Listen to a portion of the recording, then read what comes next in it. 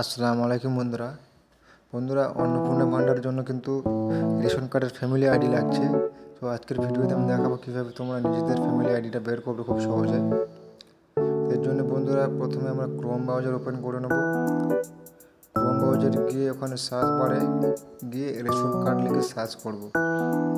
করার পর ওখানে প্রথমে যে ওয়েবসাইটটা আসবে West Bengal government of West Bengal, সেই ওয়েবসাইটে আমরা ক্লিক করে নেব। তারপরে ওয়েবসাইট যাব। প্রথম ওয়েবসাইটে ক্লিক করার পর ওখানে নিচের দিকে একটু স্ক্রল করব। সিটিজেন হোম বলে একটা অপশন দেখতে পাবো। যদি না খুঁজে পাও তোমরা ডেস্কটপ মোড করে নেবে।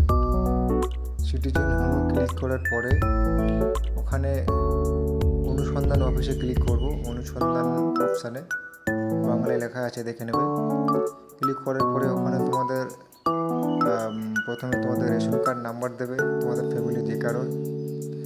তারপরে নিচে ক্যাপচা ফিল আপ করে দেবে, দিয়ে সার্চে ক্লিক করবে। করলে তারপরে নিচের দিকে তোমাদের সবার নিচের 2 নম্বর লাইনটায় তোমরা দেখতে পাবে মেম্বার আইডি, তার উপরে লেখা থাকে ফ্যামিলি আইডি। সো তোমাদের ফ্যামিলি আইডি দরকার, ফ্যামিলি আইডিটা নিয়ে নোট করে অন্নপূর্ণা ভান্ডার ফর্মটা সহজে ফিল আপ করে নিতে পারবে। তো এই ছিল আজকের আপডেট।